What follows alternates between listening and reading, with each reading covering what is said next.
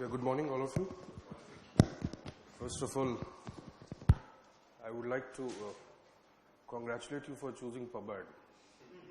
Okay, well, that's the first thing. Okay, as far as the subject is concerned, okay, have you gone through the syllabus of public administration? I mean, why did you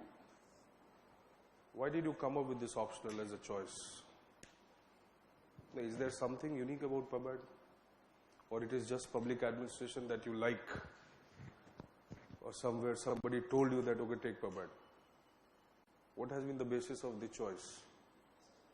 Interest. Okay. Everybody, interest? Interest or instrument? Okay, so there is a big difference. When you talk about an examination is purposive in nature. Okay, you are not studying it just for the sake of knowledge.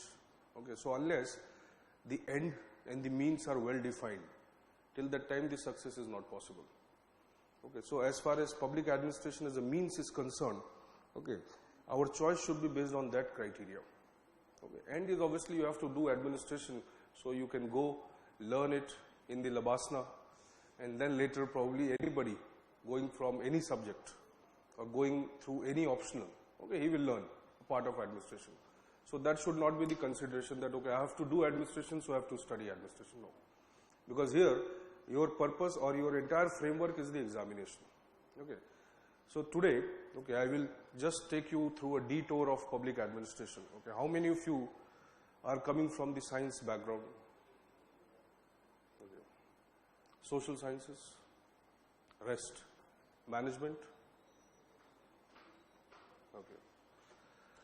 Any researcher, PhDs? Okay. Nobody. Engineers? Okay. Okay, why I'm asking, see, the crowd in public administration is highly representative in nature. Okay. Public administration does not have any baggage as far as the academic knowledge is concerned. Why? Because we don't have much, you can say, acclaimed degree courses or post-degree courses in public administration.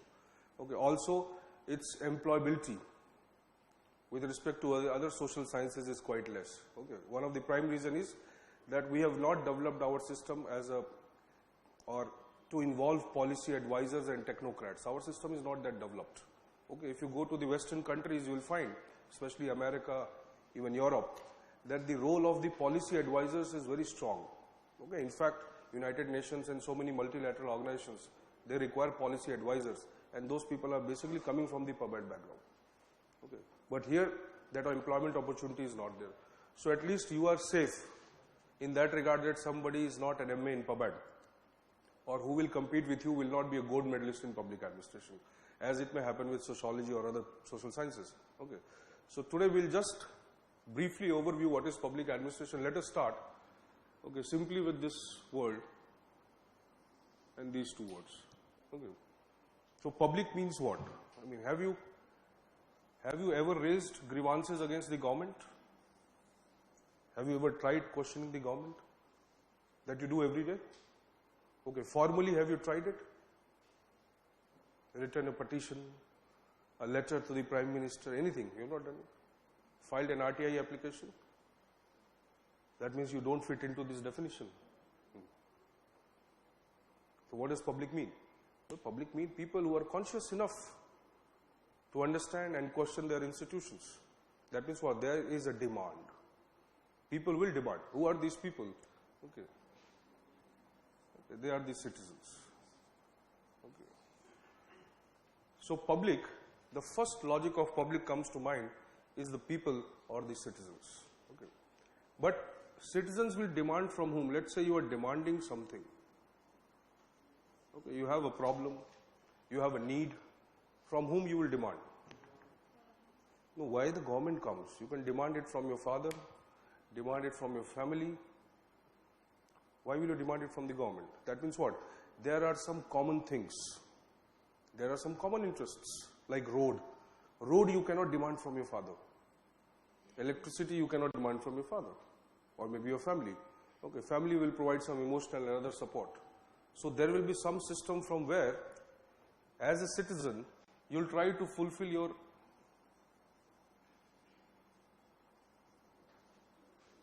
collective demands. Okay, these collective demands can be simply understood as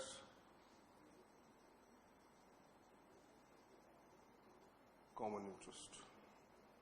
So anything, okay, which you desire or you require as common interest, maybe road, maybe security, defense, law, whatever, which may be not available to you as individual.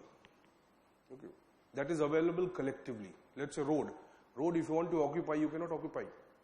Even if you have the right to be on that road, but it is not your only right, or it is not only your right to be there on the road. So the concept of common comes. Okay, from this concept of common,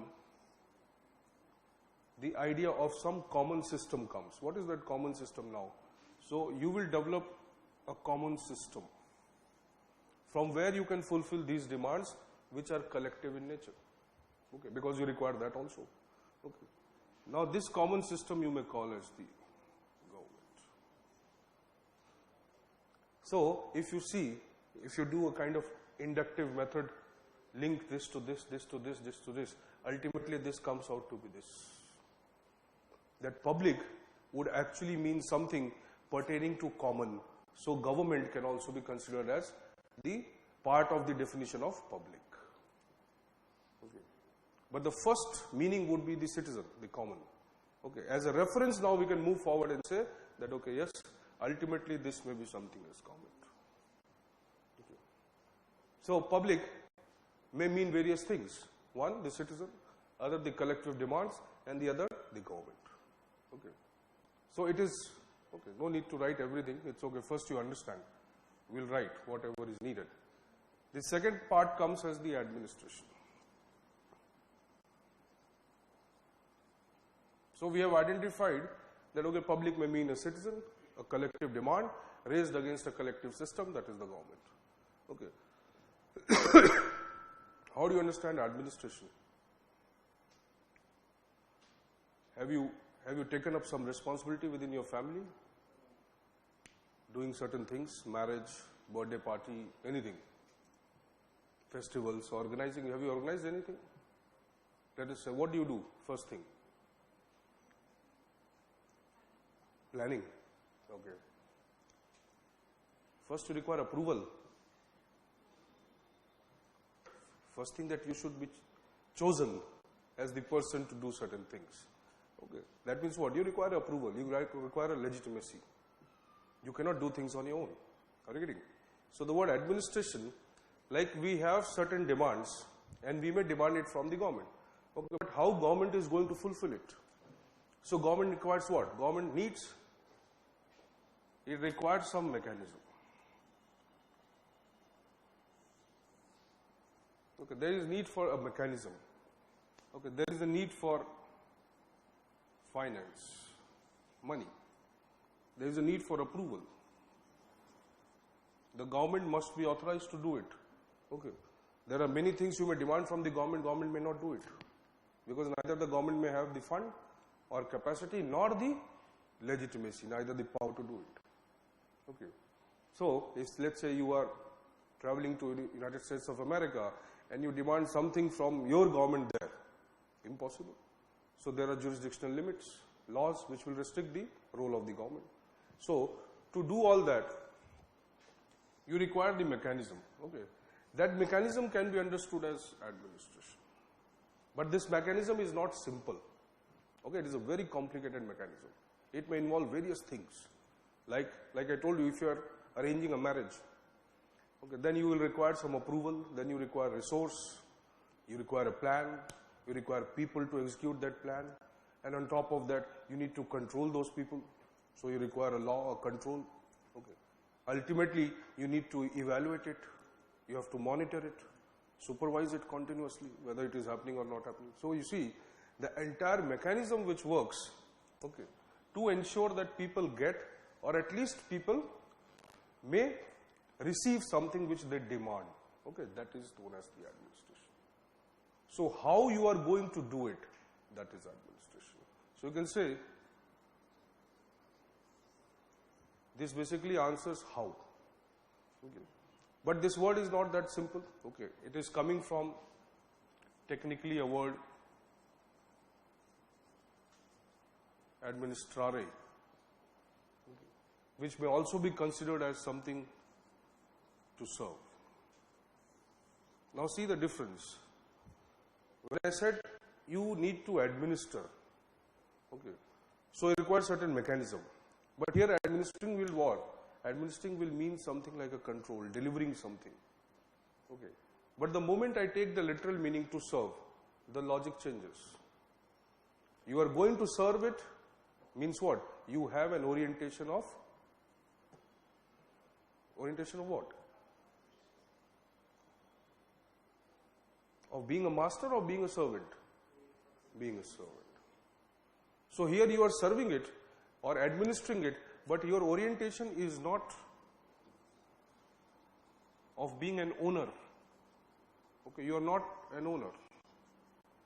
Okay, neither you are a controller. You are simply a servant. So the concept of public servant comes out of this. Public servant means the one or the people or the system which is serving the people. Okay, so the administration technically means to serve. Now see why we are using this word to serve. Okay. Because if we go back, let us say assume there is a king, okay, and he has some subjects to govern. Okay, so he also requires an administration, that is a mechanism. So what will be the orientation of the king and his administration? What will be their orientation? That okay, we are the rulers, we are having power, we can control you. Okay, that means we have more privileges than you as a subject. So the power belongs to us. But the moment I say to serve, what does it mean? The power does not belong to them. The power belongs to them. So this definition is suitable not to the monarchy, to the kings. It is not suitable to an autocrat. It is not suitable to somebody who has acquired power forcibly. It is suitable to whom? To any system which is designed according to the wishes of the people.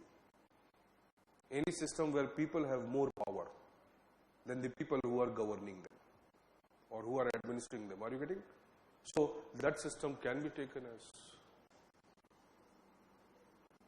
democracy. So now you see, when we study this, it is very obvious that it will be studied with the context of democracy. Okay, we may have administrative systems for various other political systems. Monarchy also has an administration. Autocracy also has an administration.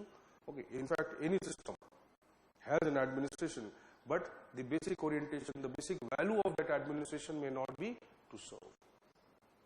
So here serving or the logic of serving is coming from the democracy. Now what is a democracy?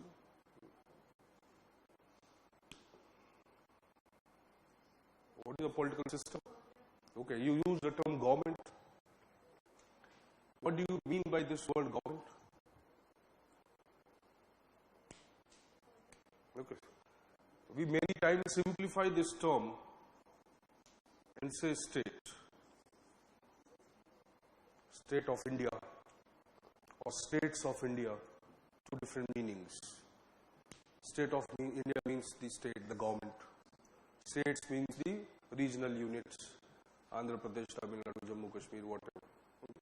So you are using the term state. Okay, state is simply a, there is a political system.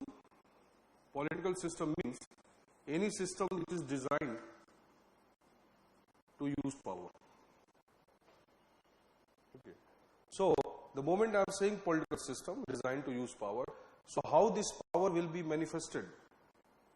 There will be something which will be visible, form of this power. Okay. So what? We will create multiple institutions. Organizations will be created. And somebody will create the symbol of that power. Let us say the president, the prime minister, okay, parliament, something. So we are creating what? Organizations which manifest this power.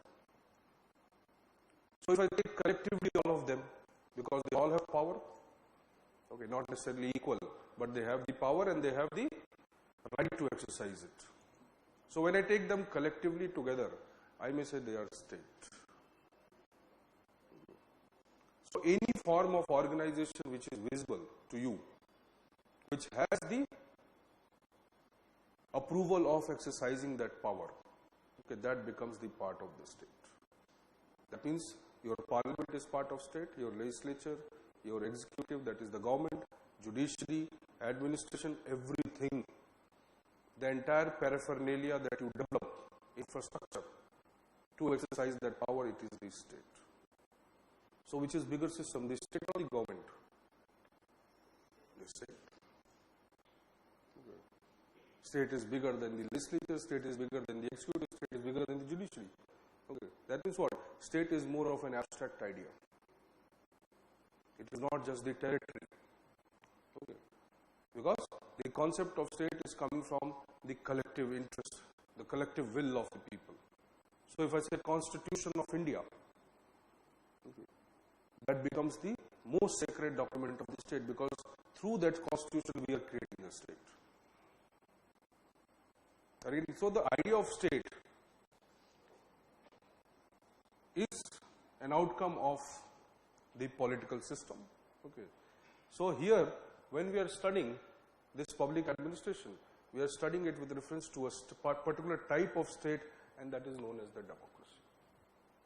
So democracy is that type of political system, okay, which in simple terms you can say allows people to exercise power, either directly or through their representatives.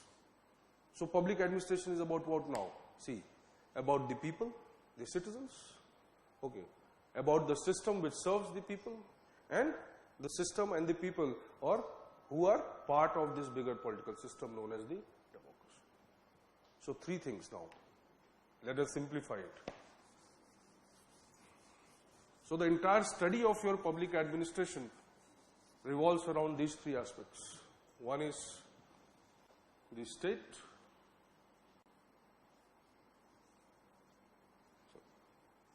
the administration, and the citizens.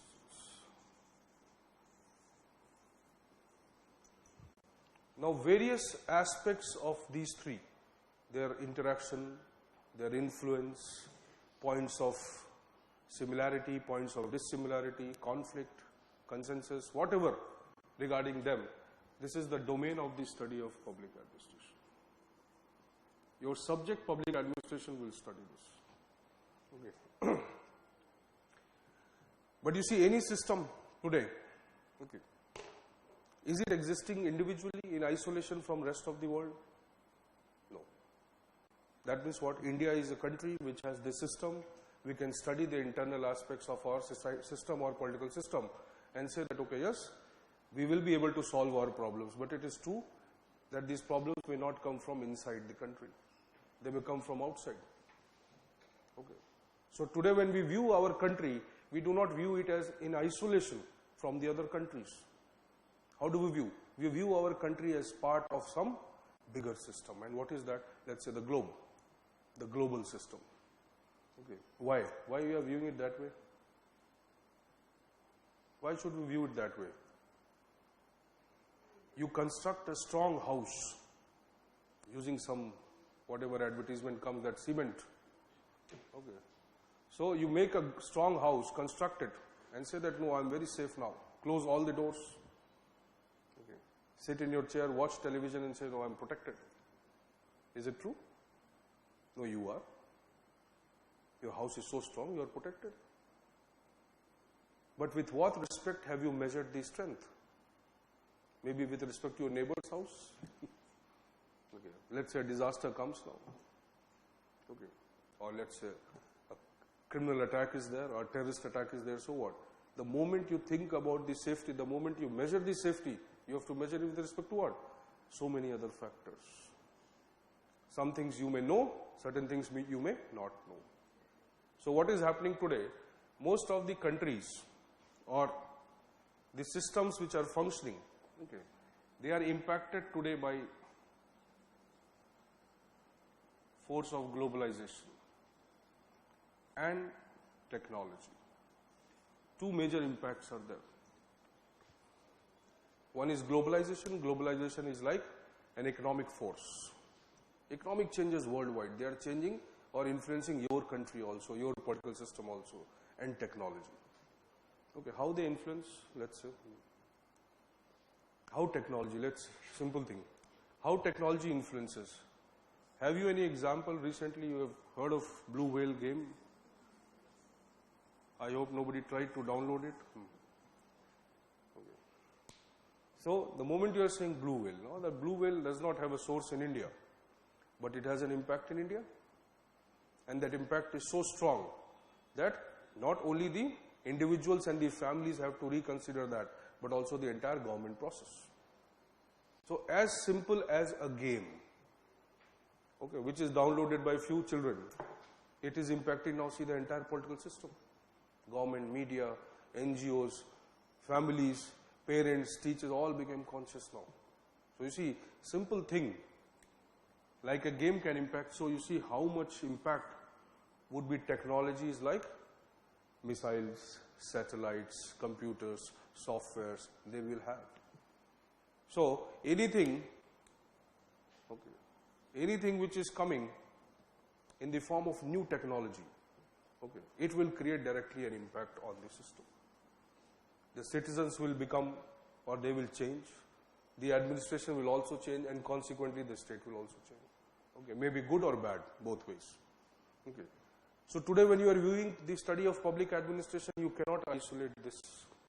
You cannot isolate this globalization. How globalization impacts? If you go today to the Indian villages, you will find that chow mein is a preferred food. 15 years back, did you find any hawkers selling chow meins, making chow meins in the villages? 15, 20 years back. Okay. But today even you can say 4-year-old knows that, okay, there is something known as chow mein. Now chow mein is not an Indian food. So how did it become so important? I think even most of the households may not be cooking chow mein as a staple food. They might not be doing it. Okay. So how did people know about it?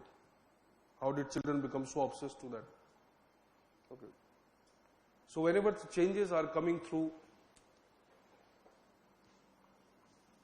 economic changes. Now see, economic changes, that means that we are allowing the foreign companies to come to our country. So those countries are not just coming as an organization, they are coming as a people also. Many of the employees, okay, many of the technicians, okay, huge amount of human resources coming with them. They are bringing their own cultural influence. Okay. So their culture is also coming. The moment they start speaking a language, let's say you are an Indian trader, you want to have a business with them, now you say, okay, I have to learn this language. Why? Because they don't interact in Hindi or English. So let me learn it. At least, let's say 10, 15 words, not more than that, but at least you will do it. So what is happening? There is an influence of economy in the form of culture, language, okay, and even religion. Now see, so when the economic, or you can say the impact of economic changes are not only just bringing some economic change, they are bringing some these kind of changes. So how can you say that, okay, the citizens which were there in 1950, the same citizens are there in 2017? Not possible. Their values will change, their mentality will change, their attitude will change, their understanding will change. So what? The state and the administration both will have to evolve. Okay. And it is not one way. We will also impact somebody. Okay. So you see what? We are now into a kind of flux of change throughout the world. We are just a part of that. Okay. We are bringing the changes, we have a contribution, but we cannot control it completely. So we may be one part of it, contributing to, but may not be controlling it. Why? Because none of the countries have the power individually to control it. Maybe except America or some countries who are probably very powerful economically as well as strategically. Okay. So we are just what? We are just one of the constituents of this global system. So when we are studying public administration, that is how to serve the people or how to fulfill the needs of the people as a system. Okay. We also have to factor in the changes brought about by them. So public administration now, see, the study now changes here and uses the term ecology. The entire environment of the governing process, that is the government or the state, the administration, citizen, now they are being influenced by what? The ecology. That ecology is what? That ecology is economic changes, technological changes, and so many other changes we are seeing. So you cannot study public administration in isolation. Okay. But initially, obviously, you don't have to study that much. First, your focus should be what? How do we understand this? How do we understand this? And how do we understand this? Simple. So now come, let us say, as a subject for UPSC. Now that is the strength of public administration, that it is very practical. What we do as a student, or maybe as a teacher, what we do, we make it very theoretical. That you have to mug up, you have to know this, you have to know this. Yes, you have to know, no doubt. But only 40% of the entire study of public administration is theoretical. The rest 60% is purely applied. And here applied is not applied mathematics. Here applied is what you see, what you experience. Now imagine a subject which has 75% content as theory and 25% as applied, or a subject which has 100% content as theory. Which is more easier to know? This one. Because you are seeing it every day. You are experiencing it every day. Okay. The moment you step out of this classroom, you will see the process of administration. How? Can you tell me? The moment you step out of this classroom, or the moment you entered into the classroom, you saw a person writing your name. Okay. Then he will draw some references. He will send something to somebody. He will give some instructions. What is that? That is all administration. You go out, step on the road.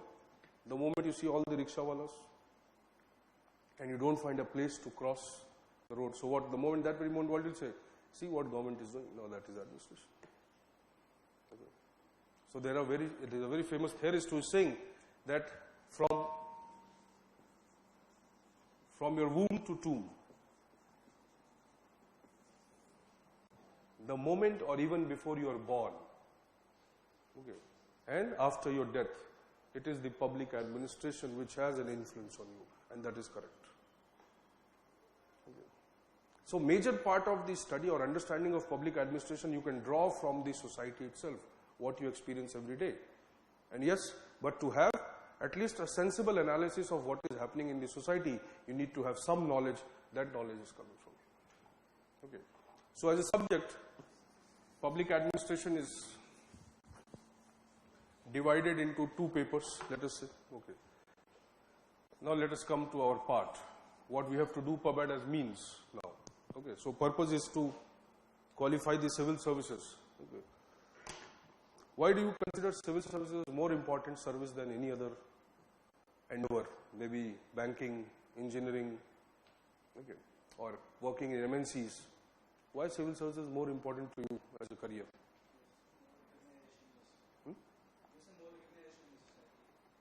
We are not recognized. Why professors, intellectuals, they are not recognized?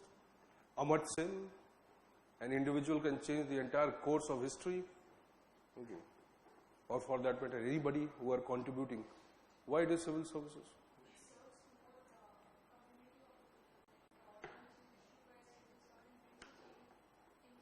It has a mass appeal. What I am teaching has appeal for 25 students. It may not be of any concern to somebody sitting outside. But what that rickshawala wants, he wants a humane, a sensitive administrator who can understand his needs also and at the same time design the policy. That means what? An administrator has that scope. From mass to class, everything he can serve. Whereas people confined in some unique type of professions, they are only serving a specific clientele. So you see, politics and administration both, their status or their control within the society is what? Because of the mass appeal. Okay, plus the influence you have on the mass, any decision you make. See, public administration as a subject, okay, is divided into two papers, paper 1, paper 2. Obviously, all the optionals are, okay, but here the content of paper 1, it is mostly the theory and knowledge.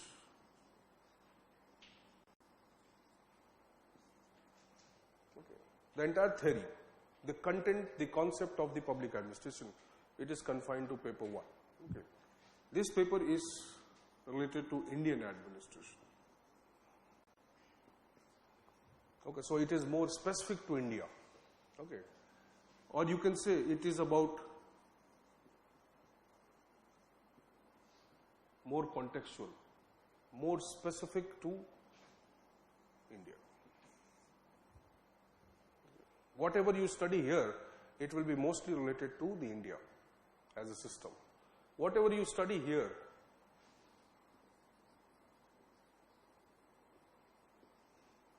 it is more universal in nature. That means it will help you understand in general what is administration. When that knowledge will be used now by you, or you understand it, then you can view your Indian administration and say that, okay, yes, because I understand administration, I can understand Indian administration much better. Okay. So this part is universal. What does this mean? That irrespective of the country, the knowledge which we acquire here, it may be applicable anywhere, or maybe at least used by us to understand any system.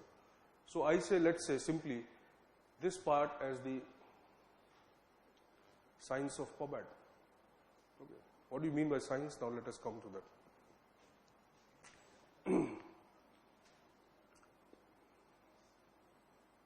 Okay. What is science of mobile? But there is some technology. Okay. There is some technique.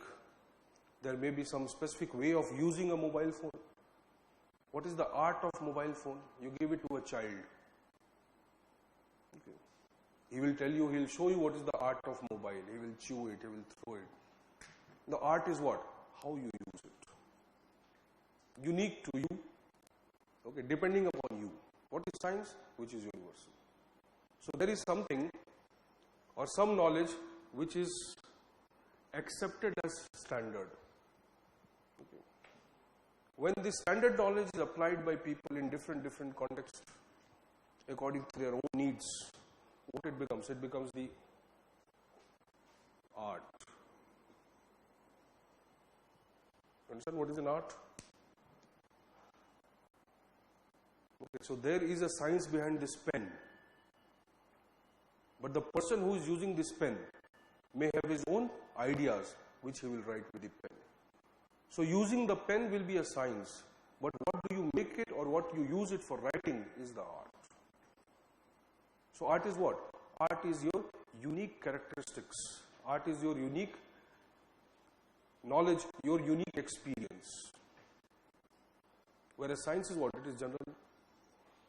Everybody knows that to operate or use a phone, you have to switch it on. To switch it on, you have to press this button. All that is universal knowledge. But what you do with the mobile apart from calling, okay, now that becomes an art part. So public administration has been considered both as a science as well as art. So your entire study of public administration revolves around this, that what is the science and what is the art. Entire study of PubAd, whether 1, 2, anything you study. But paper 2 is mostly the art part. 1 is the science part. Okay. Now what does this mean? Science gives us a knowledge which is more predictable. Okay. If I say there is a science behind administration, for example, okay, first understand this part. If there is a science behind administration, what does it mean? That how to administer, there is a knowledge. Okay. So let us say you have a textbook where knowledge is developed, you use that textbook. Anybody XYZ, use the textbook, learn it, now administer. So you will become an administrator by reading that book. That means what? Your how you do it is coming from this knowledge. So your practice, what you do, is coming from a knowledge. Okay. Okay. Or simplified, let's say you want to operate a new television. So there is a booklet. Or you have a booklet of operating it. Okay. Let's say you don't use it. You start exploring the television. You open it, then close it, do something, and you learn it. Now, is that learning coming from science? No. That learning is coming from your own experience. So, something that we can learn and do. So, that part where we perform the content which we learn, that can be called as science. Generally, science is used for the natural science, like or physical science. This term is generally not used for social sciences, even though we say social science. Okay. But it may not be actually correct. Because if I go for a definition of science, what does it mean? It is something which is defined, something which is based on facts. Okay, what is a fact? Now, if I say this is a duster, is it a fact? You accept it is a fact. Why? Now, somebody imagine coming from the jungles of northeast or from tribal areas. They have not seen this. Okay, and they don't accept this is a duster. Will you call this it is a fact? Okay, even the natural facts, scientific facts may not be the complete fact. Why? Let us say water boils at 100 degrees centigrade. Is it correct? Is it correct or not? It's not correct. At normal temperature and pressure. You have to add that. So in the hilly areas, the water may not boil at 100 degrees centigrade. Are you getting? So when we are talking about fact, what is a fact? Fact is something which is universally accepted. And it has a proof. It can be substantiated by an evidence. So I will say that, okay, you see what it is, I will rub the board and say, see, now it is rubbing. So I can call it an eraser? Yes. Or duster? Yes, you can call it. So when we are saying science of public administration or scientific part of the study, it is concerned with the certain things which are based on facts, proof. But as it is a social science, it is not a natural science like physics or chemistry where the physical objects may interact. So you know that if you throw a stone on a glass, what will happen? You know that. Okay, you can predict it. But can you predict the behavior of your driver, your cleaner, your maid, maybe your friend? Can you? Maybe to an extent. Okay, but not the entire behavior. That means what? That when we are talking about facts, okay, we are here talking about something known as social facts. Social facts. Social facts are very simple things. Let us say when you see an elder, okay, you bow your head. Why? Or you do a namaste. Why? Why you do it? Out of respect? Or it is a custom? Many times it may be out of respect, but many times it may be just being a custom. Okay. But let us say I am standing somewhere and I see you going. And then I say, okay, some elder is coming. Then at least I can predict that, okay, this person is going to bow his head. Can I predict it? But it may not be fact. He may do it also and he may not do it also. Okay. But because I have seen it many times and I believe that, okay, this person believes in the respect of elders, so I can say it is a fact that every time a younger person sees an older person, he will respect. Are you getting? Now, as it is part of the custom, I accept it as a fact. Okay. But it is not a physical fact like the sun, the moon, the stars. Okay, it is not. That means what? There are so many things we do in our lives which become a pattern, which can be predicted. That is known as the fact. So the public administration, or let's say not a major part, but most of the knowledge in paper 1 that we'll study, that is coming in the form of facts. That okay, whatever you see around you, maybe in India or America or anywhere, okay, that is more or less predictable. That is, we call this, or that part of the knowledge as factual knowledge. But where the human beings come, where the society comes, culture comes, and so many things now enter, that part we cannot predict. Okay. Can you predict how a prime minister will behave? You can, because there are rules governing. But how individuals, not being the prime minister, let's say individual life, personal life, how they will behave, can you predict it? No. That means you can identify, okay, I have a manager, this manager has this role, and if he does something, he will be punished. So at least I can predict his behavior. That a manager or an administrator, while working in the organization, they will do like this. But the moment they are outside the organization, I cannot predict their behavior. So now imagine if public administration, paper 1, it is studying what is organization, who is a manager, who is a public servant. So a part of the knowledge can be predictable when we are studying him as a public servant. But the moment I am saying that this IAS officer is going to his home, meeting his friends, within his family circle, that part I cannot predict. Okay. So a part of the knowledge will be non-factual in nature. That is known as the socio-cultural knowledge, which is very peculiar to different societies. So paper 2 is mostly related to that. Okay. Can I call the knowledge which is factual as standard? That is like a benchmark. That is why I said, oh, science of this pen. Means what? Now a benchmark has been created. If you have to make a pen, follow this. So, when we study paper 1, okay, most of the things we study are theoretical. What is a theory? Vocabulary is a very important factor in public administration. Okay, the more conceptually you understand, more easy it will be for you to solve any question. What is a theory? Generalized principles.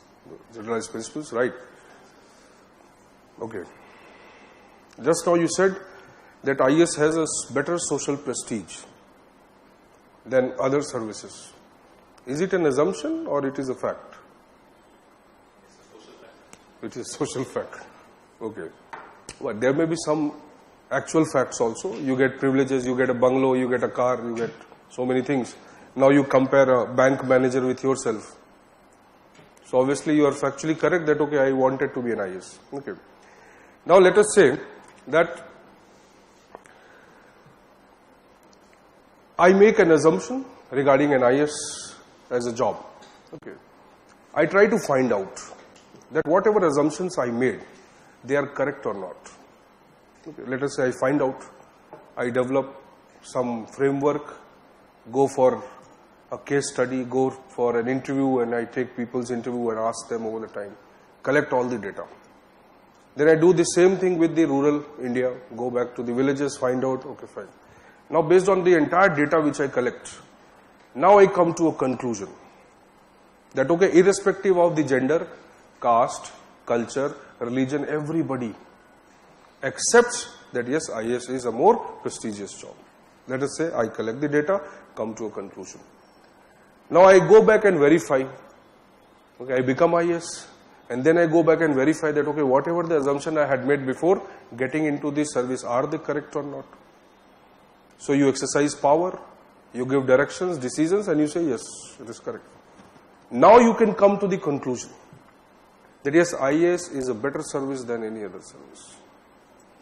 That means what? Your theory is an outcome of what? Not just assumptions. It is verified.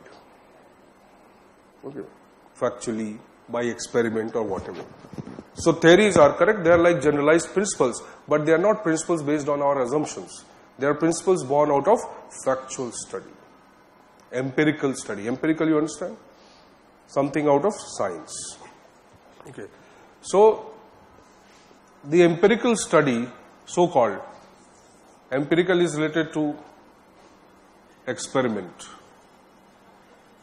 observation, all the standard procedures of a science are followed here. Okay. Then we say, okay, we have done an empirical study. So on this basis, we have developed certain knowledge. Okay. That means evaluated it, okay, studied it, factually verified it, and then we said, okay, this is the part of public administration study which is called as the science. Okay. But much of this knowledge, when it was verified in various countries, much of that knowledge could not conform to the knowledge or theory which was developed. Like I said, this is the best system. I used it in India, and let us say I came with the evidence that no, it is not the best system. So one part of that knowledge become deviation from the standard principles. Okay. That we call as the art of public administration. The part which is verified and acceptable in most of the countries and societies, we say the science of public administration. So these are two major divisions of the paper. One, the science part of PubEd, the other is the art part. Now within this C, now let us come to the actual content now. Have you understood this logic? Why science and art? This itself is a question many times asked. That is public administration a science? Is public administration an art? So the moment I say that public administration, what it is governing the society, it cannot be predicted always. So I can come and conclude that no, it is not a science. Okay. But there are various aspects which are science, but not the entire PubEd. Fine. So let us come to the content now. Okay. So if you go to paper 1, okay. Your paper 1 starts with, okay, let us discuss briefly the syllabus.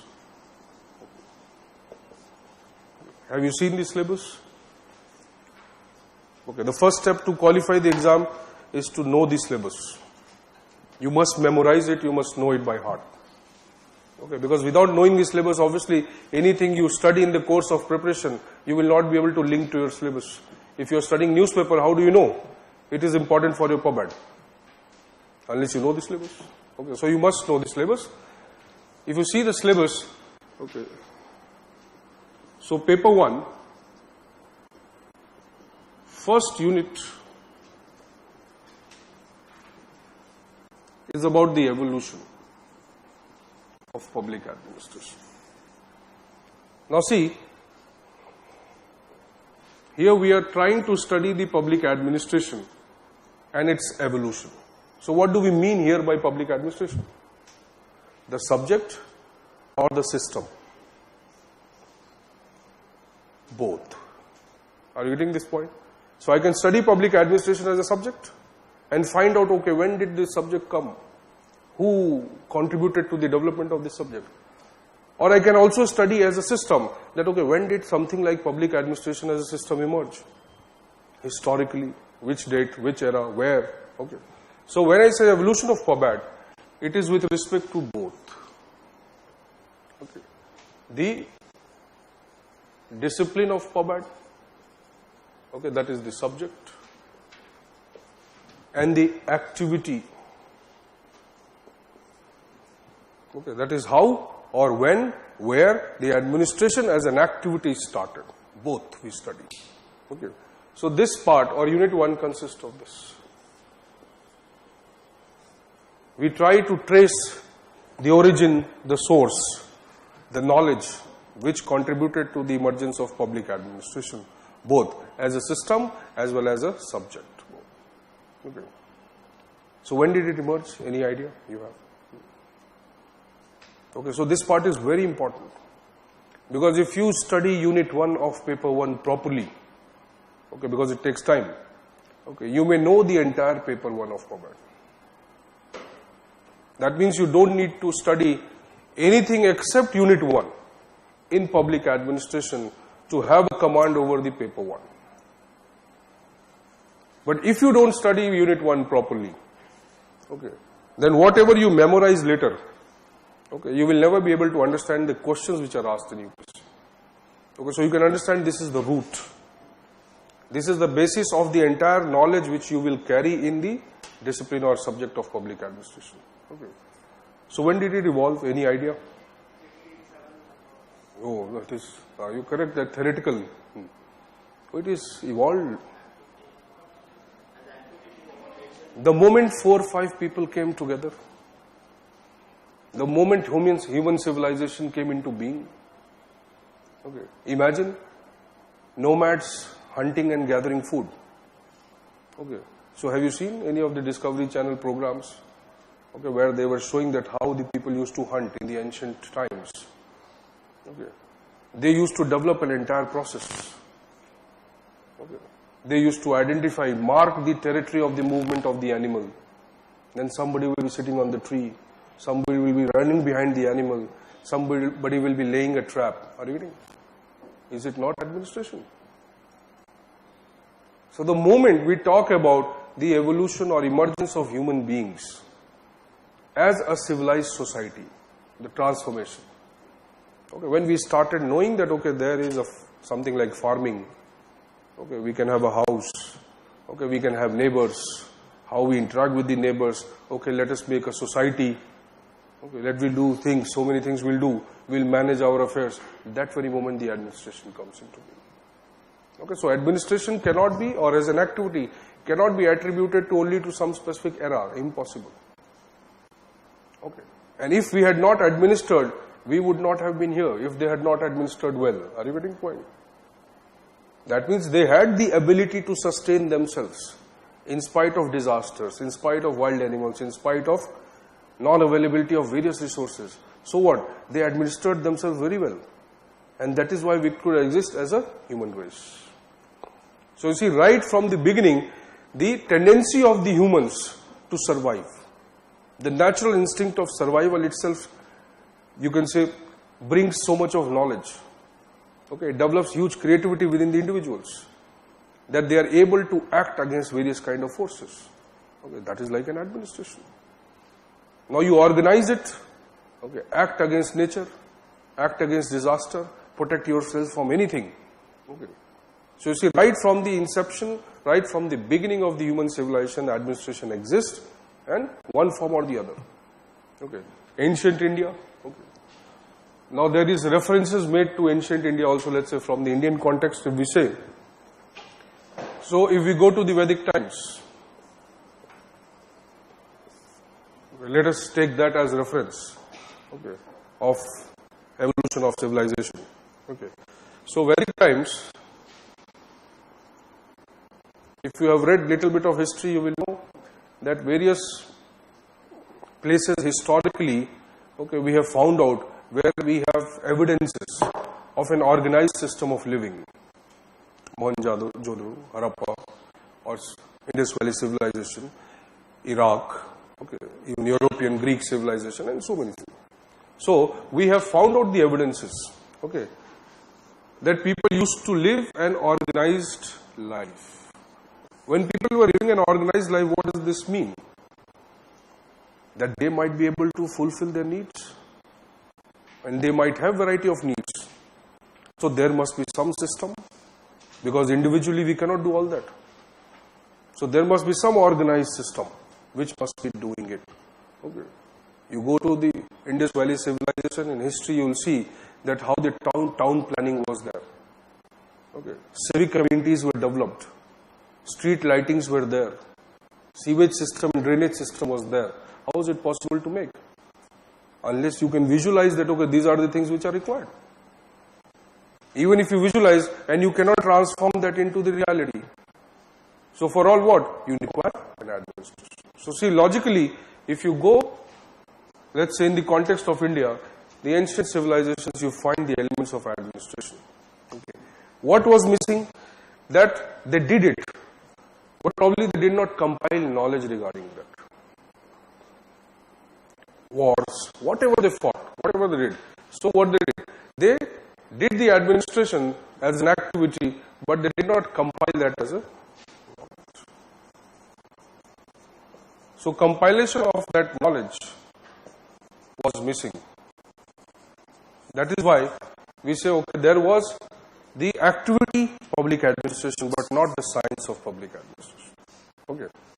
So this knowledge may be percolated slowly and slowly through practice, okay, through activity, okay, from, let's say, from that period to the modern periods. Slowly and slowly what we learned? Many things we learned. Certain things through the knowledge which was disseminated from the older generations, and certain things which they may have compiled. Okay. But there was no one concrete compilation. So we say that administration as an activity, okay, is there since the human evolution. Since the civilization emerged, the administration as an activity existed. But administration as a discipline did not come until we find the instances or some traces in Europe. Even when you are giving a reference to Kautilya or Arthashastra, okay, that may not be called as basically the emergence of discipline. It was only a compilation of a particular era and certain requirements of a particular type of political system. That is monarchy. But yes, his contribution is extraordinary with respect to the understanding of the monarchies of that time. So unless we go to, let's say, somewhere 15th century Europe, okay, and we see Greek civilization, okay, Athens, the concept of democracy which comes there, and so many things we learn over the time. So you see, from there we can make a reference that, okay, 15th century Europe, okay, or later US, okay, somewhere later half of the 19th century. So America as well as the Europe, they can form the basis of the development of public administration as a discipline, as a subject. They tried to explore it, that what is administration, what should we study in administration, what are the features of administration, whether we can develop a knowledge of administration or not. So they were more concerned with that. Okay. It can also be attributed to the growth of knowledge in European and American societies faster than the knowledge in the developing countries like India. Okay. Why did the emergence of knowledge take there faster than compared to our countries?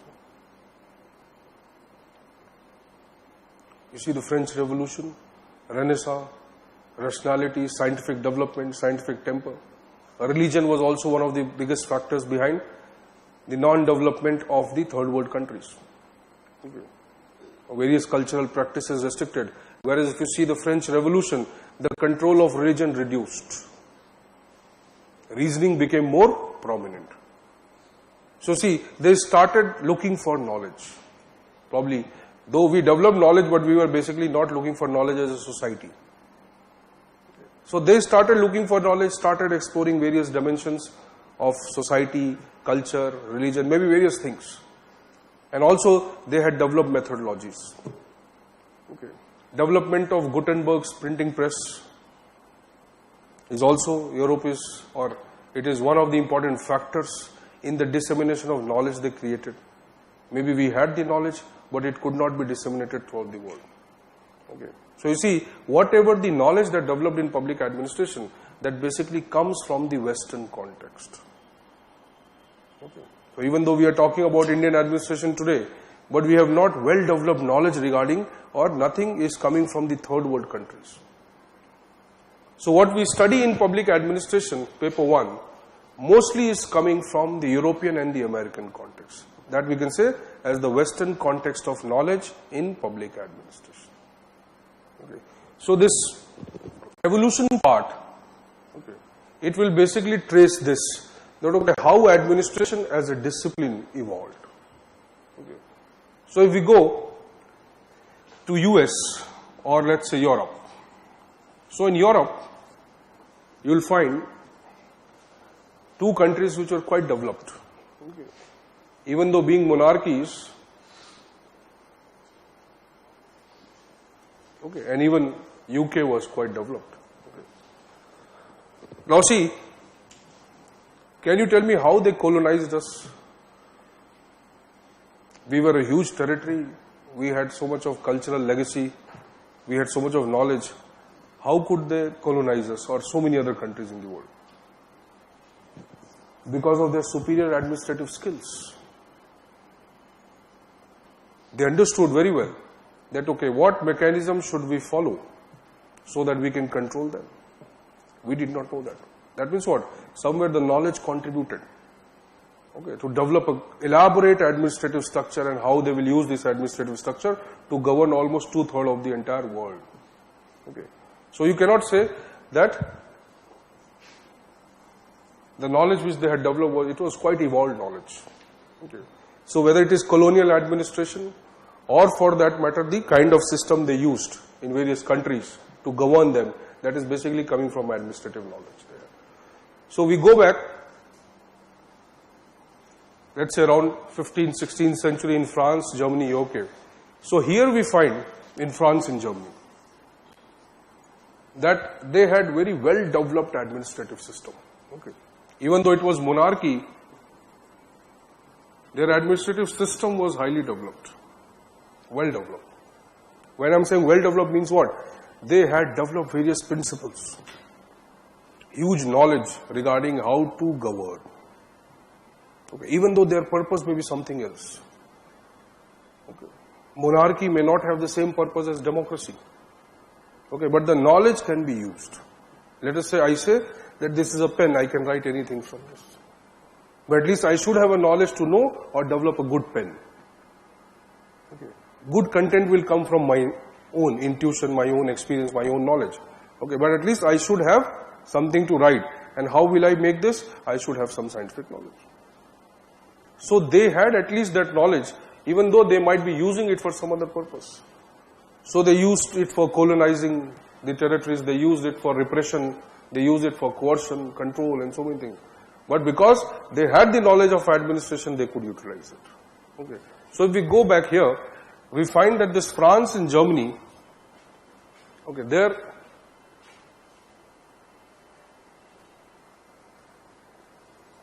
huge literature regarding the administrative system.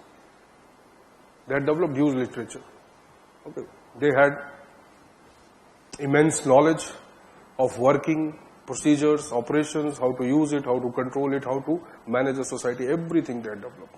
In fact, France and Germany were one of the countries from where so many countries later borrowed the administrative system knowledge. Okay. But that knowledge was more reference to the monarchy. Okay. When we talk about our today modern systems, okay, we are not or we do not like probably monarchies today. Okay, how many monarchies are there in the world?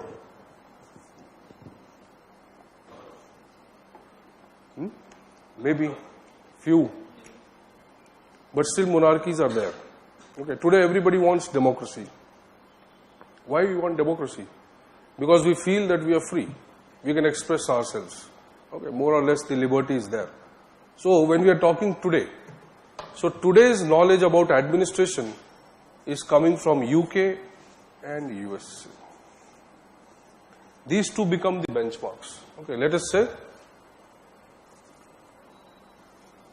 the USA developed its constitution and UK the limited monarchy.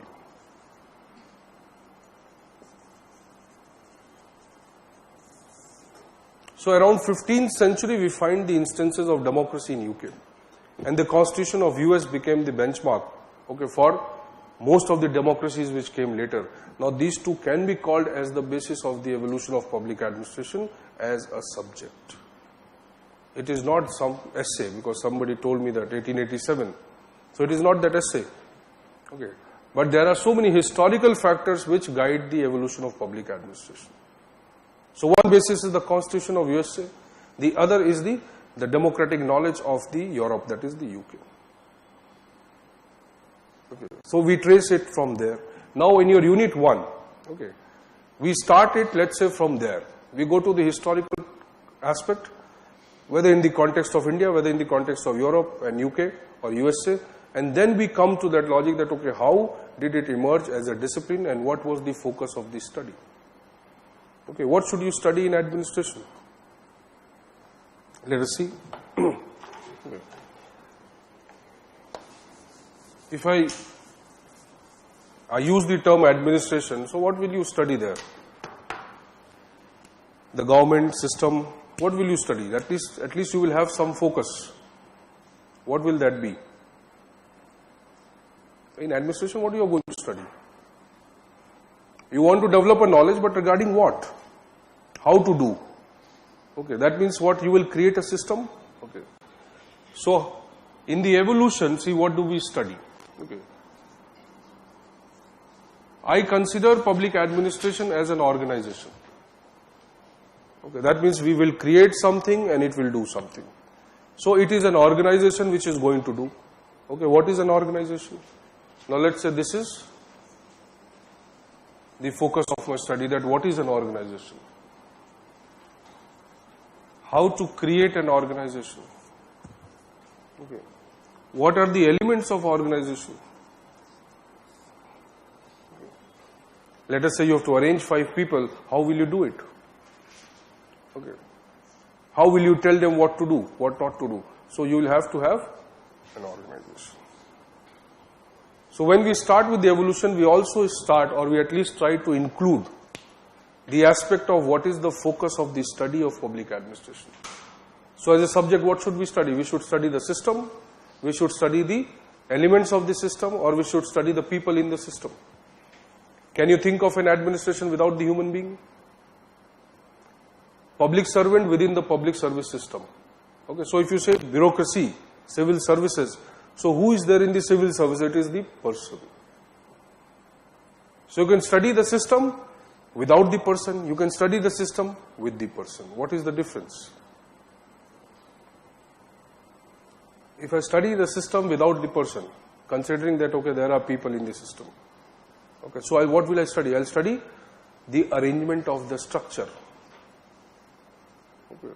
How head of the organization will be created, who will be below him, okay, what is the procedure, what is the rule, what is the regulation, what is the purpose, I'll study all that. Now let me say I study it with the human being in the system, then what will I do? Then I study the behavior, psychology, attitude, and so many things. So you see, your entire evolution that we study, okay, it consists so many aspects, okay, which are related to them. One, the organization, other, one organization without human being, the other the organization with the human being. Okay. So it has been divided into now various aspects. That evolution of public administration, starting from, let us say here, to the modern concept of public administration, which is attributed to, let's say, the USA. So later part of the 19th century, okay, there was a person who wrote an essay. Okay, and based on his essay, people inferred that, okay, we must study administration. Okay, that famous essay is known as The Study of Administration by Woodrow Wilson, who later became the president of US. Okay. So he wrote that essay, and based on that essay, what? Many people started contributing. Okay.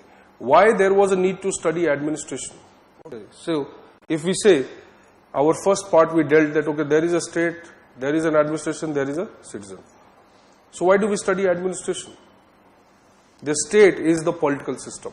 Let's say the Prime Minister tells the civil servant, do this. He will do it. Because the political system will control him. Okay, so why should we study him? Why don't we study the political system and say that, okay, we know what is going to happen? Why should we study administration? Let us say I want to know about your family. Okay, and your father is, it is a patriarchal system, and your father is the main person who takes the decision. So I study your father and I say, okay, I know the family. Is it correct? Why it is not correct?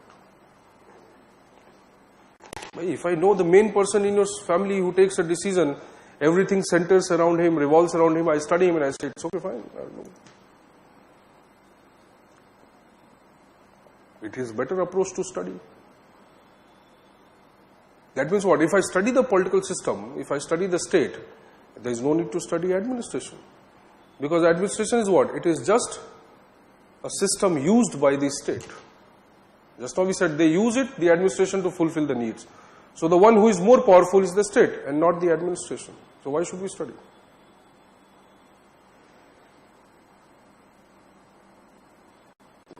Why should we know it? Okay. See, one part is deciding what to do. The other part is doing. So there is a difference. You may tell your servant that, okay, do this.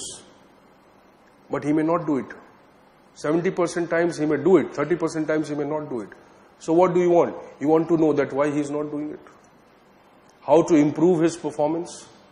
how to make him accept what I say. Are you getting this point? So a study of administration is equally important as the study of the state and the political system. So the essay which was written by that person, Woodrow Wilson, okay, it highlighted this aspect, that what we are doing, we are studying the political system, okay, we are studying the state, and we are saying that, okay, we know what is the political system and how it functions. But the moment we see that the function is not exactly to what we have desired, the moment we experience that what we decided did not happen, then what we do, we further go and study political system. But what he said that it is not true. We are not exploring the administration. Failure or success is equally related to the working of the administration and not just the political system. Okay. So he was the first person who came with the idea that no, we must study the administration. Why? Because we can understand it better now. Use it. Okay. So you agree that implementation, let's say, you know, you have all the books, you have all the resources, and you know how to, let's say, or how to become the IS. Let's say you understand that. Okay. Just by knowing everything, can you become IS? No. What do you want? Or you want to implement it? That means what? That if I know what is the state, how it makes the policy, how it takes a decision, okay, and I say that no, I know the success and failure. No, not possible. So unless I study that how this goal or the policy is implemented, till that time I cannot say something is successful and why something is a failure. I cannot improve it. Okay. So the study of administration, or the focus, okay, from the earlier study or approach of studying the political system and the state, shifted to administration. Okay. So you see, an elaborate discipline evolved by this idea that, okay, there is a need to study administration. And what kind of administration? The government administration. So public administration. Okay. But you see what happened initially when people started studying administration. Okay, they were not very clear that what should we study in administration. Okay. You have a democracy. So in a democracy there is a political system. Okay. Political system is basically, we say, the politicians. Okay. Below the political system there is an administration. Administration is not inhabited by the politicians. Who are those people? Who occupies the positions in administration? Who gives examination like you, who study and give the exam? Politician does not give the exam. Okay. He goes through an electoral process, but he is not giving an exam. He is not qualified enough, let's say. Okay. Or he may be a layman, he may be an educated person, but he does not have to go through a competitive examination or a competitive evaluation. Okay. So what you see, the political system where such people who are laymen, and a system below it working where people who are experts. When they will interact, what will happen? What is the possible consequence? So you will say, sir, we cannot make a dam in the desert. But he will say, no, I have to, because I have to get votes. Are you getting this point? Unless I study this, okay, how will I come to know that, okay, the political system decided it, but the administration could not fulfill it. Why? Because it might not be rational. May not be possible, yes. So that creates a need to the study of administration. But people who started studying administration, now see, initially, they could not understand that what will be the content. Somebody started studying the organization, that, okay, how should we organize administration? A set of theorists started developing principles, that this is the best way to organize, this is the best way to recruit, this is the best way. Why best way? Anything that you want to make or you want to develop, you want it to be the best. So you see, the initial knowledge which developed, or initial focus of the study of PubAd was developed around this idea that what is the best. Okay. In reality, it may not be the best, but they were obsessed with the best knowledge of PubAd. So what they did, they confined the study of public administration to the study of organization. Okay, there is a political system, there is an administration. Okay, what is this administration now? Let us study and let us make it the best. Find out what can be the best form of administration. Okay. So they confined their study to that. Later some more people came. Okay, they said that you are studying this organization without human beings. Bureaucrats are human beings. That means what? You are coming from a background, culture, religions, a family. Okay. So what or how you behave in the organization, that is also important. We must study that also. Okay. Why you will behave differently from the other, we must study that also. Now see, another set of theorists comes who says, no, we must study human beings. Another set of theorists come later, they say that no, these human beings are coming from different backgrounds. Even though they are giving the same exam, okay, but their mentality is different. So how they will behave, to understand that, I have to study that also. What is their background, what is the culture, what is the religion, from where they are coming from. So they incorporated something more. Okay. Another set of people came. Okay. They said that no, we are studying all this. Okay. But what about the outside? We are just studying the administration, developing knowledge regarding it. Okay, but what about society? How can administration exist without society? Culture, religion, so many things are influencing it. So we must study that also. Now they started or increased the scope of public administration. So starting from just the study of an organization, okay, it included so many things now. Human behavior, culture, society, environment, whatever ecology we talk about, included all this. So you see, when you start in paper 1, we start from there, the study of public administration as organization. But when we end up studying the study of public administration within the ecology. Now that is the domain of paper 1. Various things regarding the administration studied in various units. Okay. So let us say one is about evolution. The second is about the behavior, which we call as theories of administration. Okay. Somebody is studying the organization, somebody is studying the humans, somebody is studying the human behavior. Okay. So theories of public administration or theories of organization. Okay. Now see, initially when people studied the theories of organization in PubAd, most of these people were coming from the industrial organization. Okay. Let us say, I am talking about a political system and the administration. What it is doing? It is managing people and the society. What an engineer is doing in the industrial organization? He is also managing people. He is also doing certain things, but what is the nature of that work? Technical. When I am managing citizens and society, what is the nature of the work? It's not technical. Social, cultural, so many influences are there. In industry, everything is defined. How a worker is going to behave, what should you do, what should you not do, what is right, what is wrong, everything is defined. But most of the knowledge in public administration initially comes from where? The industrial thinkers. The people who studied the industrial organizations, they contributed to the knowledge in public administration. Okay, so your second unit, which is mostly concerned with the theories of organization, it is basically theories of industrial organization. Okay. Okay. Why industrial organization or the study of industrial organization became very prominent? Let us say around 1900, it was the phase of industrialization. Whatever the society needed, okay, or whatever the social transformation which was taking place, it was because of the industrialization. Okay, let's say like war changes the society. World Wars, First World War, Second World, they changed the entire society. The entire landscape of the world, it changed it. Same way, when the industrialization was taking place, the impact was not less than a war. It was changing the society, various aspects.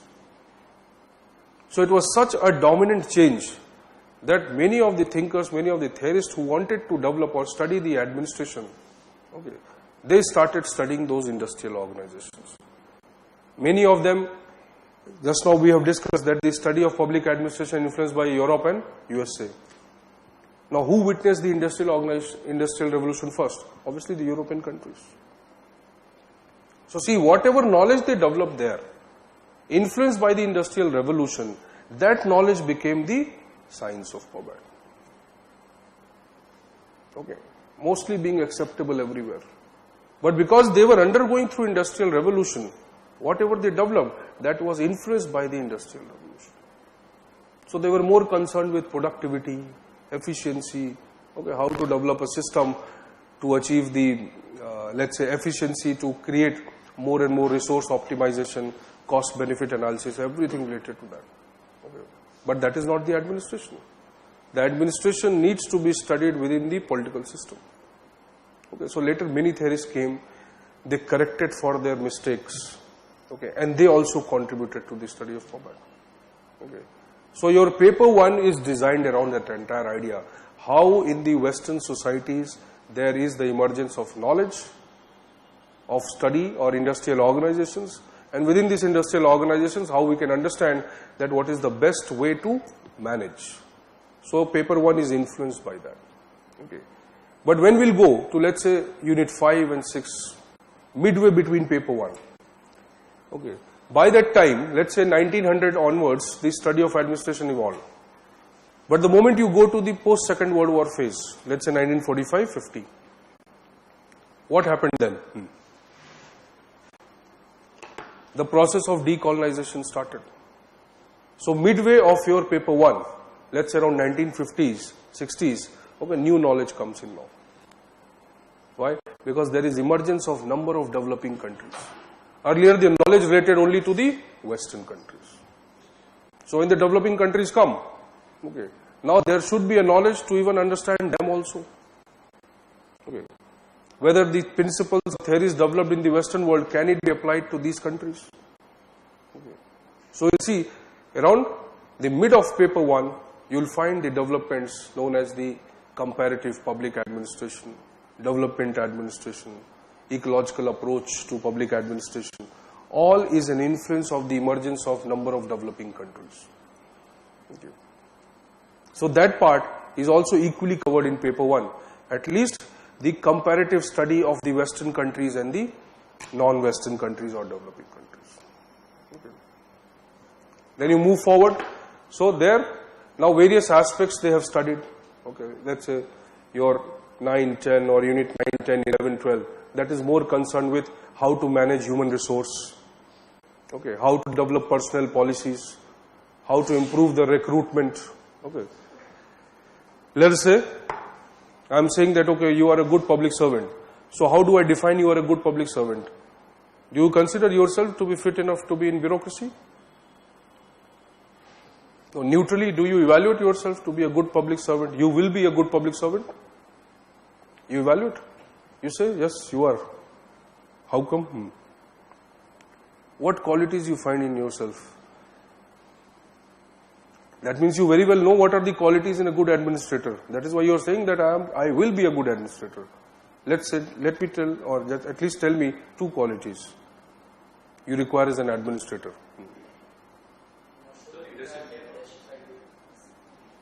Correct. Okay. Some basic qualities, tell me. What basic qualities?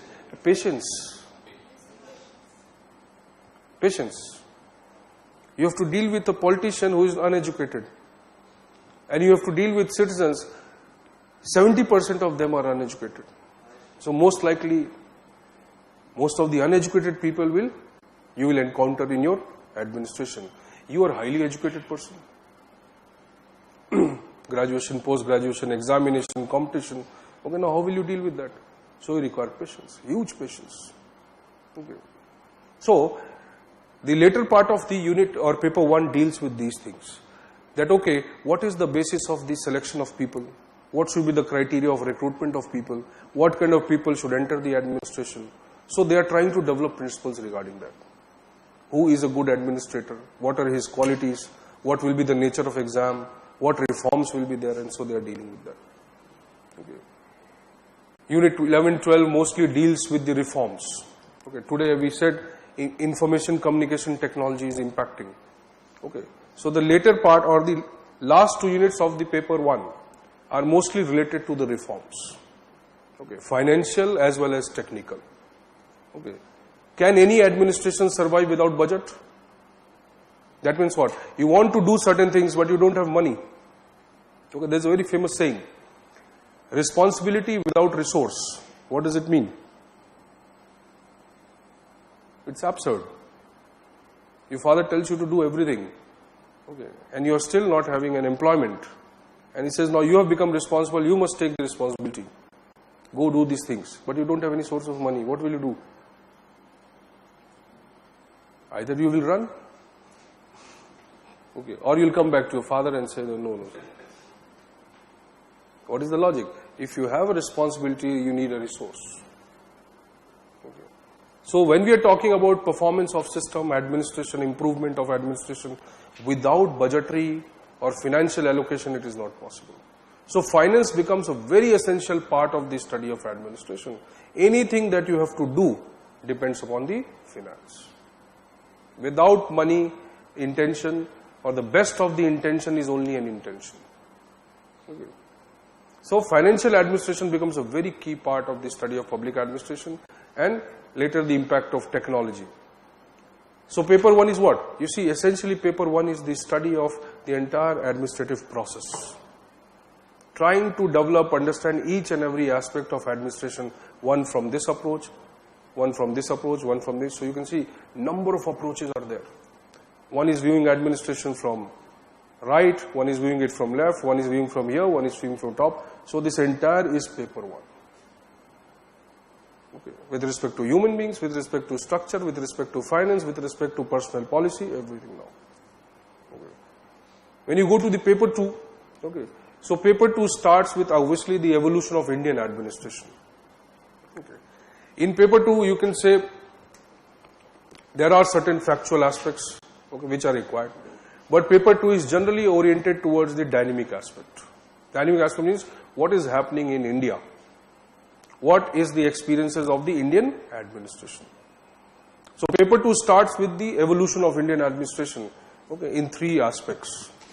So historical study is conducted of the Mughal administration, okay, then the British administration and the Kautilya, the Arthashastra. Okay. Why do we study Arthashastra?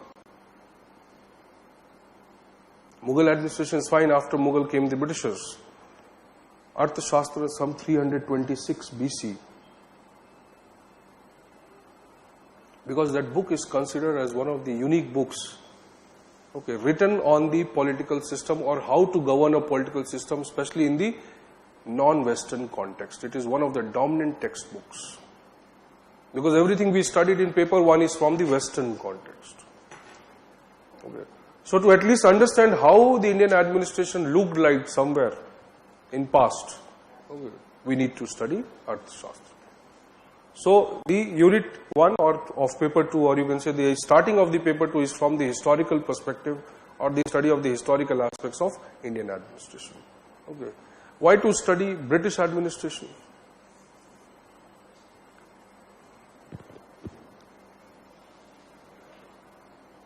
We are allergic to now colonial rule. So why should we study British administration? So because the present arrangement is modeled on British administration. Right, okay. But it is not completely on the British administration. No, by and large. Okay. Is there any other reason? Continuity. Yeah. You're correct. Okay. Continuity, but is the basic feature. The other is the cultural relativity. We can relate to them. Okay. The immediate context of the evolution of Indian administration is what? The British. So anybody has governed us and we are allergic to them, it's okay. But what? It is our necessity to use it. Okay, you cannot administer in vacuum. You need laws. Okay, our constitution is a product of the British India. It has direct influences. So studying British administration is equally important. Okay, or the way as we are studying our some, let's say, unique Indian administration based on Kautilyan Arthashastra. Okay.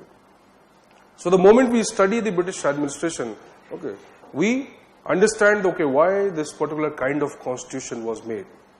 Okay, how the process of the formation of the India as a political system happened. Okay, so it is very important to understand why. Because today what we see, today what we witness, maybe aberrations or something good or bad.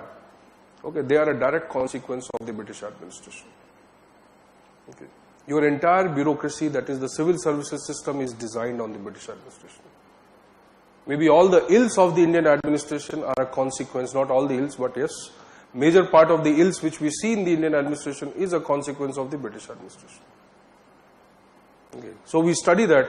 Okay, the moment we study the British administration, we understand that, okay, what is the constitution now? What did we do? What did we develop now to govern our society? So your second unit or third units of paper 2 deal with that. The Constitution of India, the philosophy of the Constitution. Okay, what are the elements of the Constitution? Okay, why should we study Constitution? Constitution is more. Or you can simply say that, okay, because it is the law of the land. It is the fundamental law on which we function. So whether it is the state, whether it is the administration, or even if it is citizen, everyone is governed or controlled by the Constitution. So that unit is basically, that is a very, you can say, descriptive type of unit, where you have to study various aspects of Indian administration or let's say Indian society with respect to the Constitution. Okay. Have you read the Constitution? Not the Constitution, obviously. The preamble to the Constitution, the brief view of the Constitution. Have you tried reading it? Okay. What is the first line? Okay. Now there are some politicians who want to bring a reform. Okay, they want to add we the Hindu people of India. Yes. Okay. Subramaniam Swamy. So they are thinking of filing a petition in the Supreme Court that okay, it must be we the Hindu people of India. Okay. Now see, when we say we the people of India, so it signifies what? Not only a political system, but also a socio-cultural system. So when we study that part, constitutional philosophy, so various other things will come, not just the principles of Constitution. Not only the fundamental right, not the DPSP, but number of undercurrents which are there within the Constitution. And how this Constitution has been functioning. Okay. So once you know the Constitution, okay, obviously the next step would be to know your system. You see the third, fourth, fifth units, they are related to union government. Okay, what kind of system we have? What type of political system we have? Democracy? And? Okay, with respect to this structure, if I say we have two governments, one for the entire India and one for the respective states. So it is a two-tier structure technically, okay, known as the union government and the state government. So there, second, third, fourth units basically deal with that, the union government and the state government. Okay, union administration and the state administration. What is the relationship? What are the elements of governing and so many things. Okay. So we call it as federal system. That is known as a federal system. Okay, even though we may not be completely federal. Okay. So when we study this part, okay, it is more related to the study of the political system and the administration relationship. Okay.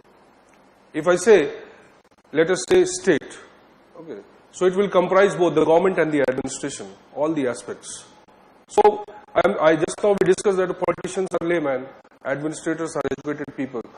So most of the times we may say that conflict will happen, but conflict is not possible. Why? Because the political system has been given more power by the Constitution. So the moment secretary says no, I will not accept your advice, okay, that very moment the politician has the power to punish him. Okay. But not always, because if this happens and politicians are coming from their own backgrounds, they have their own ideology, so what they'll do? They'll govern the country according to themselves. This is not true. So what has happened? In the Constitution, the administration has been given some protection. Okay. That is known as Part 14, Civil Services. So they are equally protected. So when we deal with Unit 2, 3, 4, 5, okay, basically we are going to study this, that how a political system and the administration interacts at the union level, political system and the administration interacts at the state level. And another level has been added now, that is known as the local government. Okay, but that is not the part of the federal system. Okay, that is not a major division of the government. When we say local government is only a extension of the state. That means state government has control over local government. Okay. But later, yes, the later part is related to that. Okay. So see, once we study the historical aspect, the Constitution and the values, go to the study of union government and administration, state government and administration. The next thing comes is the administration itself. So what is the basic unit in India of governing? Where do you see the start or beginning of the administration in India? Okay, you see the policeman, it is administration. You see a police picket, it is administration. You see a DTC bus, it is part of the administration. But which is the fundamental unit? That is a district. How we have divided our entire administrative structure into districts. So district is a territory which is not defined. Okay. That means not every district in India is similar. It may not be territorially same. But yes, the basic unit of administration is district. Okay. So the next part of the paper 2 deals with that, district administration. Okay. There is a very famous saying that, okay, in district there is DM, in state there is CM, and in country there is PM. There are only 3 posts. Okay. That is why everybody wants to be IS only. Okay. But you see that the district magistrate, okay, is a very powerful post. Okay, it has changed a lot. Okay, it was under the British government, 1772. Okay, in 1773, it was changed. Number of powers were changed. In the 1773 itself. Again in 1781, it revived itself. It again became powerful. Okay. So earlier, the post district collector or district magistrate, it was performing number of functions. Today also there are a number of functions, but earlier he was enjoying powers of a police officer as well as powers of a judicial magistrate. A judge as well as a police officer. Everything into the district magistrate. But you see after independence, okay, it has changed a lot. So that unit is basically dealing with that. That how the collector's post, how the district magistrate's post, or how the district administration itself has transformed, let's say from the British period to the present times. Present times, I think you have not done a proper study of district collector's post. That is why everybody puts IS as the first choice. Okay. If you become IS in metropolis area, okay, Delhi, Bombay, so there you will not see visibly the power of IS. Okay. Here a constable and SHO, ACP seems to be more powerful. Where is SDM? DM nobody sees. Okay. So see, emergence of commissionerate system. Okay. Gurgaon has commissionerate, Jaipur has commissionerate, Ahmedabad has commissionerate, various Karnataka, Bengaluru has a commissionerate. Okay. Mumbai commissionerate. So what is happening? There is emergence of a system known as commissionerate system. In the commissionerate system, the police becomes more powerful. Okay. Not necessarily it is powerful, but it seems to be more powerful. Okay. Various powers which are enjoyed by the district collector in the district over the police are not enjoyed by the district magistrate here in the commissionerate system. Okay. So that portion is basically dealing with this, that how law and order or collector SP relationship, district magistrate and other officers at the district level, what is the relationship, how it changes over time. Okay. Then later comes the role of local governments. Okay. So another part in the paper 2, okay, which comes after this is the role of local government and the district collector. Okay, what is the local government? No, I mean, is it a government? But what is a government? Government which is elected and has autonomy to make decisions. So what is a local government? Have you seen, how many of you go to villages? I mean, you have native place in villages. So you visit it. Okay. Have you seen the Panchayati Raj institution directly working? Okay. So whether it is beneficial to the society or beneficial to the rural area. So local government has two things. One, it should be local. The other, it should be government. Okay.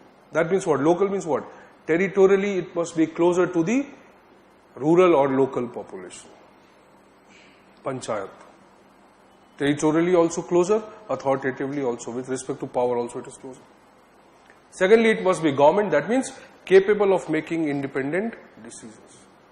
So the study of local government is very important part of the paper 2. Okay. Most of the questions, whether related to district collector, whether related to union, state, local relationship, or whether related to reforms and development in the rural areas, they are centered around the local government. Okay.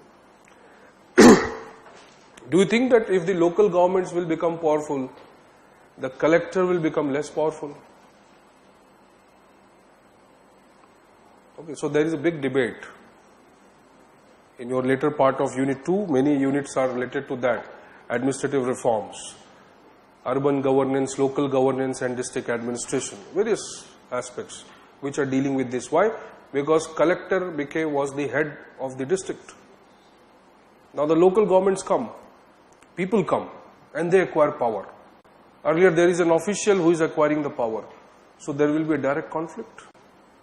Okay. So various problems and issues will emerge because of the emergence of local government. So that part of paper 2 is basically dealing with that. Okay. Then let us say whatever emerged out of the constitution, it has to be changed. Why? Because 1950 and 2007 they are different. 2020 will be different, 2030 will be more different. That means what? The constitution may set certain principles, but constitution may not give concrete guidelines. It may not give you specific facts. So what? Very important part or portion, that is the last portion, is administrative issues and reforms in your paper 2. Whether it is reform through the constitutions, reform through laws, and various kinds of reforms we have done. So in spite of, let's say, having a good administration, Indian administration today, we're not talking about 1950s, today let us say we have a well-developed administrative system. Still, that may become obsolete someday. Okay, so this administrative reforms part, now see from where the issues are coming. They are coming from basically the current affairs. So your last 2, 3, 4 units of paper 2, they are mostly current affairs oriented. So in your paper 2, you will find that 30 to 40% questions are coming directly from the newspapers. Okay, newspapers, or you can say the current issues which are there. Okay, but for that part to know, or at least to write it better, you need to know the static part. That is, let's say, first 8, 9 units, to at least write answers in later 5 units. Totally 14 units are there. Okay. So the current affairs is an also important aspect. Now see, how do we go about that? So let us say we study paper 1, we study paper 2, okay, and we are reading the newspapers also. So how do we use it? So see, we have developed, or what methodology will be, when we are studying paper 1, first we will try to focus on the conceptual aspect. Okay, let us say the vocabulary of public administration. Every subject has its own vocabulary. Okay. Today even the vocabulary of science may be used in the social science. Okay. But the meaning will change. Okay. Let us say you are talking about one word. Okay. Efficiency. Rationality. Do you know these terms? Rationality. You know what is rationality? Is choosing public administration a rationality? No, then it is not rationality. If it is individual specific, then how it is rationality? Okay, it is rationality. Why do you say for some? You say it is rationality, yes. Because you are using it as just as a means. The moment you become emotionally attached to PubAd, or for that matter any other subject, then it is very difficult. So you are using it as means, let's say. So what is rationality? The rationality would be what? A neutral evaluation of something, whether it is good or bad. And what is a neutral evaluation? That is based on facts. Okay. Why? See, facts are always in favor of PubAd. Okay. That is why I tell students, it is not you look at the failures, but you don't look at the success. Why don't you look at the success? That irrespective of whatever happened to PubAd, still number of students were always high. Okay. You see the average, take out the average right from 1987 when the PubAd was introduced to 2017. The maximum number of selections will be history and the public administration. Okay. Remove the literature. Okay. So on a law of averages, I would always say that yes, I have taken a rational decision. More chances of qualifying. Okay. Not necessarily of the rank, I am saying qualifying. At least success chances are high. So, if you are saying yes, rationality. Now, when I say that a rational administration, okay. So the word rational word which I use there, that will have now a different meaning, even though the logic is same. Okay. But why? Because here the rationality of administration would be what? Not the fact. The rationality of administration would be the public satisfaction. So when an administration is working, its rationality is what? The satisfaction of the people. When a manager is working in an organization, his rationality is what? Saving the money for his organization. So for some, rationality is cost benefit. You're correct. But that some individual is not. Some is the culture, context. So as the context of the organization changes, that it becomes public, the rationality is something else. Now it is social cost benefit analysis. Whether society benefits or not. There it is the customer benefits or not. So how we'll go? We'll go about, we'll take up first the vocabulary of the unit 1. Okay, what are the basic elements of unit 1? Not in terms of, let's say, the study of the discipline, but first we'll go for the basic vocabulary of public administration, which is used in unit 1. Why? Because unless we know the various aspects of that vocabulary, we may not be able to understand so many things in the unit 1. Okay. As unit 1 is more like a microcosm, it is the entire public administration. Okay. So see, once we do this exercise, then we enter into the public administration as a subject. Okay, your understanding would, or it will become very easy for you to understand things. But once you study paper 1, let's say, or major part of the paper 1, then what happens? You have to, or you start including paper 2. So what is our methodology? That where the theoretical aspect of paper 1 ends. Okay. So whatever theoretically we have studied, now numerous examples from paper 2 now we will attach. That means we'll use Indian administration to understand the knowledge developed in paper 1. We'll not study paper 2, but we'll use the Indian administration, or you can say the practical aspect of what is happening in the society to understand the concepts we have studied in paper 1. So we'll keep using it. Okay. Now slowly and slowly what will happen?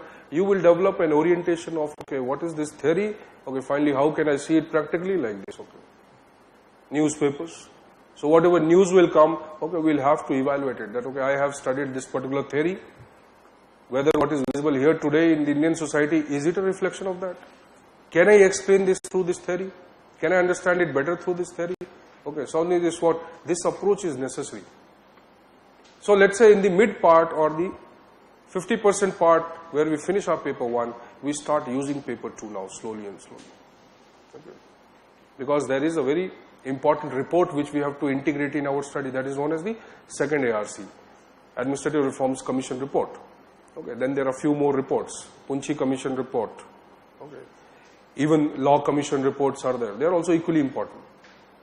So we have to link the theoretical knowledge with the practical understanding. So we'll go about it. Okay. The moment we reach paper 2, so what will happen? You will have a basic orientation of paper 2 as well. Why? Because we have started linking it to paper 1. Okay. Then only you will understand the paper 2. Why? Whenever you write paper 2 or study paper 2, without a backdrop of paper 1, you cannot understand it.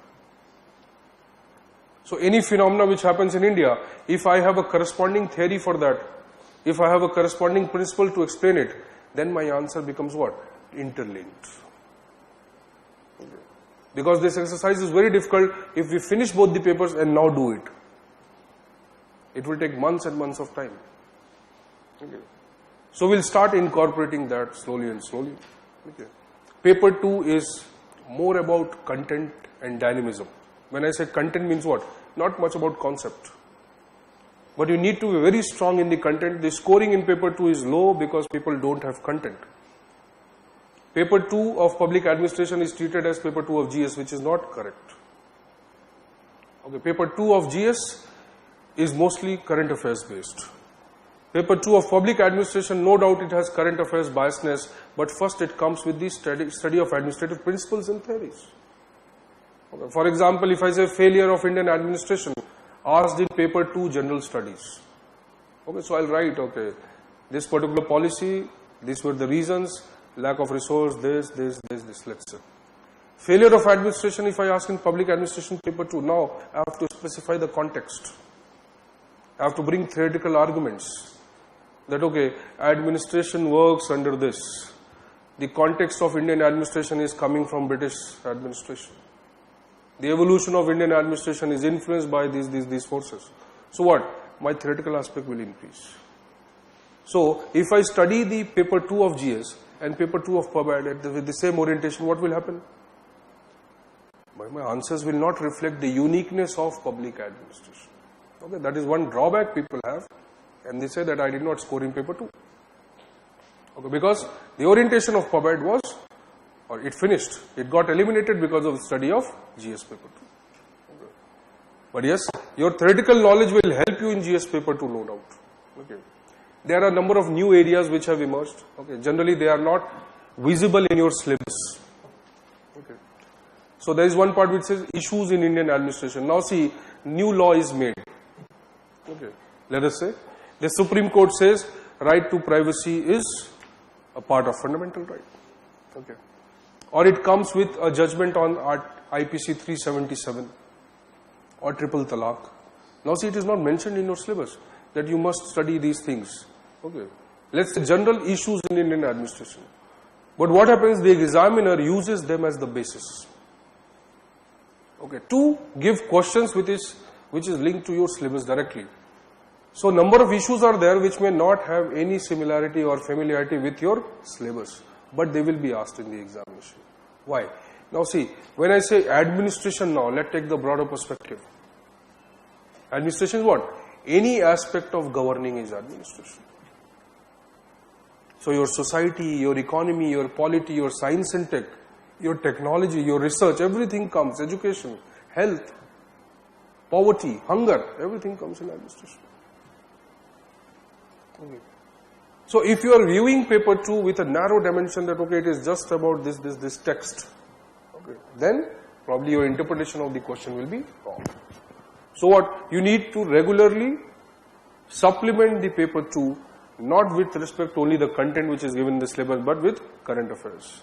Okay, and there is one source known as the Indian Institute of Public Administration. These are journals of IIPA. Okay, they are very important. Why? Because we may not use the entire content of IIPA. Okay, but whatever issues are highlighted in the IIPA, okay, those issues become the basis of questions in the paper 2. So if you learn this art, not the science, because obviously your vocabulary, your effort, both are also equally important. Your motivation. So if you learn this art of linking the paper 1 and the 2, and then using this knowledge to understand what is happening in the Indian society, okay, or elsewhere, let's say, then your scoring in public administration will increase. People who do not have this linkage, the average scoring is 25 to 36% marks. How much is that?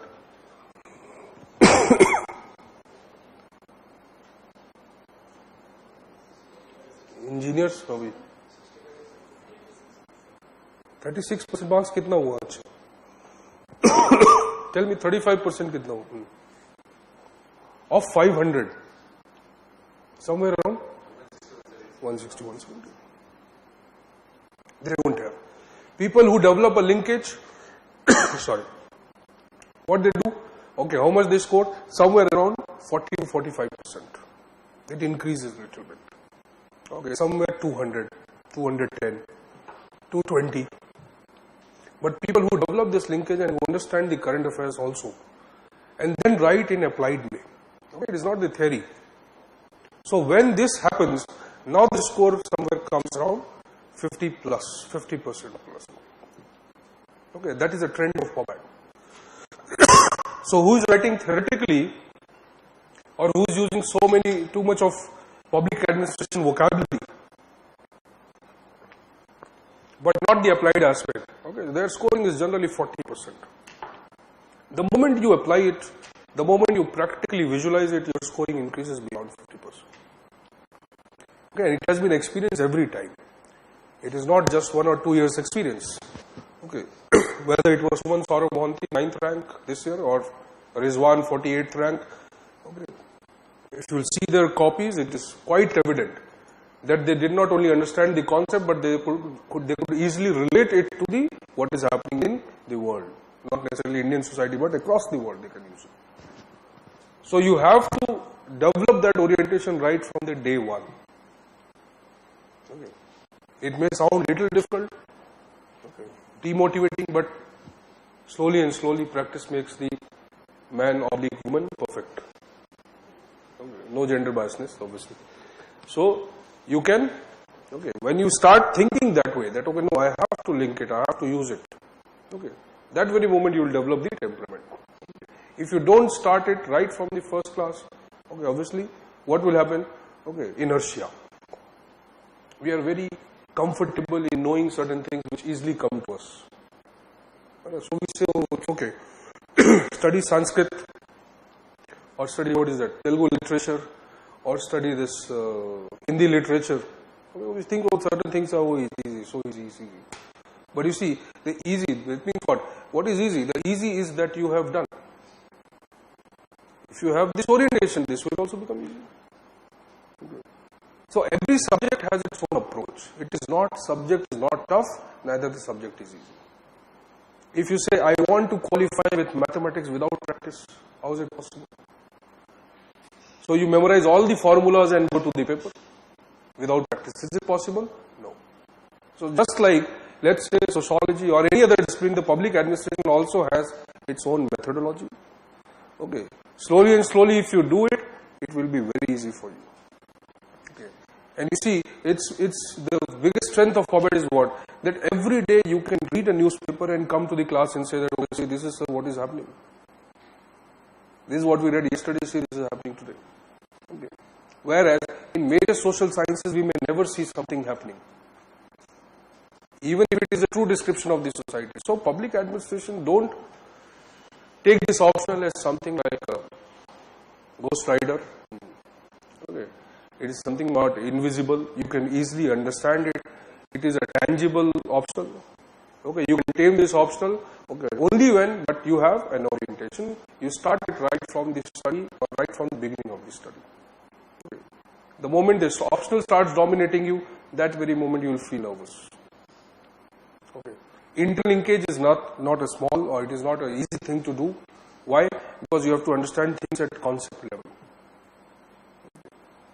But these concepts are not as tough as science concepts. Okay. They are like everyday common sense concepts.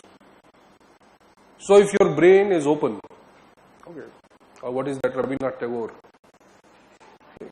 Mind is without fear. Okay. So you can use that logic.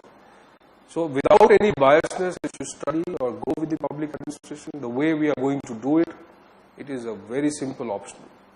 In fact, people used to use it as an optional. Why? Because it was very short. Okay. It was quite precise. That is why even we studied PubEd. We thought, okay, PubEd has a limited approach is required, limited knowledge is required. Within 2-3 months, you can study and give the exam. Okay. But this proved too costly for the PubEd students later, because everybody started studying PubEd. Okay. People who were coming for SSC exams also took up PubEd. It's okay. Along with SSC preparation, we'll give IS also. Okay, why? Because you can study PubEd 2 months. Okay. So you can understand the emergence of huge mass in the public administration is also one of the factors behind the institutions restricting the number of students. Okay. Every year it has to present a report to the parliament. So what will people say if they say, okay, 90% result from PubEd? Okay. But institutional vulnerability is a different aspect. What we are talking about, that what can be our effort, what is our procedure, that okay, in spite of the lacuna which may be there in the examination process, our purpose is to qualify the exam. Okay. So treat PubEd as purely instrumental. Don't be emotionally attached. Okay. But yes, be motivated to use it. Okay. The moment you start using the vocabulary of public administration in your day-to-day answer writing, okay, that very moment your concept clarity increases. Okay. So test or answer writing is also very much important. Okay. So we have tried to do that also, that okay, how we will integrate that test or question or answer writing into the class itself. Okay. So slowly and slowly, once you develop a content, let us say unit 1 or certain important part of the unit 1 is done, okay, then we'll integrate that into the class itself. Okay. That means answer writing will be inbuilt in the classroom. Okay.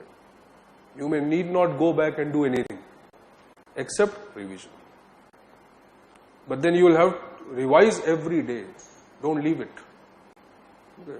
Generally what happens that we go back and we say, it's okay, let me complete the course, then I will revise it. Okay.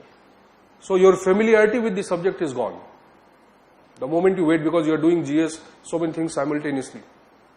Okay. So unless you revise it every day, okay, at least keep 15 minutes, 20 minutes for that, 1 page, 2 page, 3 pages, whatever. Okay.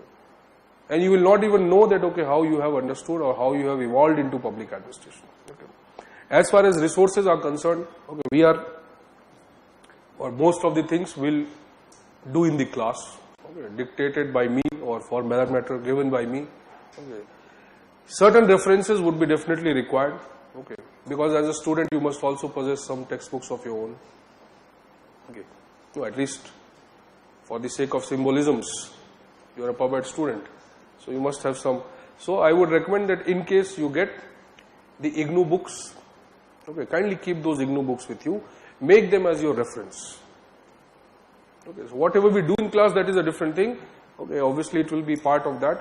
But even then, just for your reading, essential reading, at least keep IGNOU, that is the graduate program. Okay, easily available photocopies in the market. Just keep it with you, make it as your base. Okay, and base book will always be one. Don't change the base every year. Okay, you can add to that base, that is okay. Okay. So some people may say Pauline Naidu, Maheshwari, not required. Because the government source is the best source. It is the government which is going to conduct the exam. So obviously the reference which the government draws is from the government source. So if they have developed a BA curriculum for public administration, obviously that would be a well thought of curriculum. Your examination says that the level of the exam would be of BA honors or MA previous level. That is the. So IGNOU becomes a very important base with that regard, because we don't find any other curriculum given by any other university of public administration. Okay. Except UGC NET, if you see the syllabus they have given. Okay. So kindly read IGNOU. IGNOU is very lucidly written, understandable, and at the same time it is giving you the content. Okay. Because many times you know things but you cannot write. So you require content also, that is coming from IGNOU. Just keep the IGNOU as the base. Okay. Beyond that, probably no book will be required by you. Okay. So we will start from Monday now. Okay. Meanwhile, just go through the syllabus. Okay. So right from Unit 1 will start from Monday. Okay. You go through the unit, or you go through paper 1 syllabus. Just see how what we have discussed today, whatever aspects I have told you, okay, maybe generalizable, but you just go through it and see how do you link it. There are certain aspects of syllabus written, evolution of PubEd, this. Okay, just go and read Unit 1, okay, syllabus. Try to remember it when you come on Monday, that okay, these are the certain aspects of Unit 1. Okay, so from there we can start. Okay, as of now, you don't need to get any book. Don't do anything. Let me first give you 1 week class, then go for the IGNOU. Don't go now. That is also not required by you. Okay. Public ad, because the moment you read certain books, okay, you will become a biasness would be there. Okay, if you read Awasthi and Maheshwari, written from a very, very, very general perspective. Pauline Naidu, okay, very elementary in nature. Okay. Many things technical in nature. Okay. Fadia and Fadia, the content has no utility as of now. Sharma and Sadana, one of the first textbook in PubEd written in India. So you can imagine the content. Okay. It is archaic also and very technical also. Okay. Mohit Bhattacharya, okay. After 2-3 lines you will not feel like reading it because it is very complicated. So now see what is the choice. The choice is to go for IGNOU books. So any book that you will read, okay, some has socialistic bias, some has technical bias, some is not able to explain the things. So don't read it. Okay. Just go, sit and think about what we have discussed, then we'll start from Monday. Okay. If you have any doubts, you can ask me. Avoid. As of as in public administration or the entire process? Don't listen to anybody outside me without. Means don't go for unnecessary compilations. Okay, there are many books which may be told. In public administration, let's say various references are there. Even though public administration has almost all the references, but there are many areas where there is no reference. Okay, so internet and certain things will be used. So neither go for any notes. Okay, if you want, go for books. Why? Because even if somebody reads this class notes also, he will not understand. Or any class notes, they will not understand except certain things. Why? Because note is an outcome of process. So whatever discussion or deliberation has been done in the class, now that will not be in the notes. So generally what we read the notes and we confine our knowledge, that is not required. That don't do. In public administration, let us say start reading newspaper. So I can tell you more of what to do rather than not to do. Okay. You start reading newspaper from, let's say, today. Go back. Not necessarily Hindu. Okay, you can read any newspaper, okay, which you read. Okay, you start reading newspaper. That is the best thing you can do. Okay, avoid listening to the babas, the elderly people here. Okay, avoid going through, let's say, any foreign author books right now. That you should avoid. Okay, then I can say don't go through the question papers as of now. Okay. Because if you see from 2011 to 2015, the orientation of the questions were different. From 1988 or 90 to 2000, the orientation of questions were different. 2000 to 2008, orientation of questions were different. So even if you go through the question paper, you will find demotivation. So don't go through the question paper. Go through the syllabus. Okay. Read the newspaper.